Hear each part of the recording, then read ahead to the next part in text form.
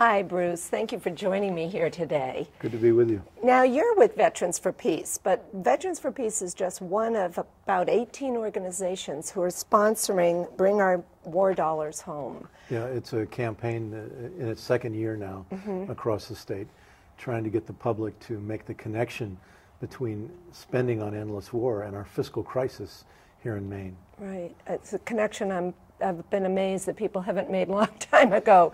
But tell me about what's happening on April 4th in Augusta. That's right.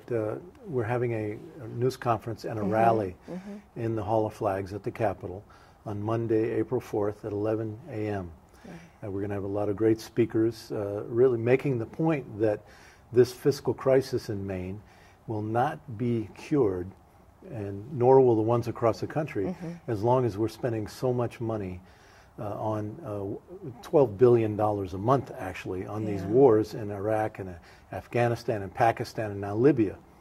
In fact, Maine, its share of war spending since 2001 is now $3.4 billion, which is the equivalent number of how much the state budget is on an annual basis. So it's just absolutely mind-boggling when you think about how those dollars could have been used back here at home. Right. And so if you'd like more information, you can go to our website, www.bringourwardollarshome.org, to learn more about our campaign across the state. But we invite people to come to this rally on April 4th.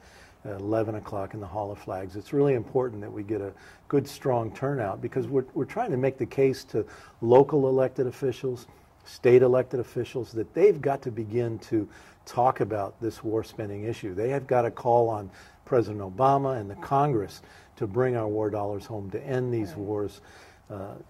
You know, the total debt now of all 50 state governments, when you add them all up, including Maine's $800 million, the total debt across the country is $130 billion. Well, in 1 year, this year alone, we're going to spend $170 billion on our wars in Iraq, Afghanistan, Pakistan, and now Libya. So just 1 year's money could solve the entire fiscal crisis of all the states across the country. Do you expect any of our representatives at the Hall of Flags on the 4th? Yeah, there I think will be some that will come and join us. Former state senator from Portland, Michael Brennan, he's a social worker. He'll be one of the speakers in that rally, but other key activists from many different constituencies, unions, and teachers and women's organizations, immigrant organizations, people from the peace movement will also be speaking. And we're going to have artists there from the Union of Maine Visual Artists talking, helping the public draw images of how these war dollars could be spent back here at home. I think that's wonderful. Are there other groups Bring Our War Dollars Home around the country who are doing the same thing that we're doing here in Maine? Well, we started it here in Maine 2 years ago, and now it's been picked up by Code Pink, and they are now organizing nationally. They've just hired a full-time staff person just to do this campaign, to promote it across the country. And recently we heard that the mayor of Los Angeles asked the Bring Our War Dollars Home folks nationally that are getting involved in it to help him bring this to the National League of Mayors meeting upcoming. So it's really catching on because in some communities the local politicians do get it and they're beginning to speak out.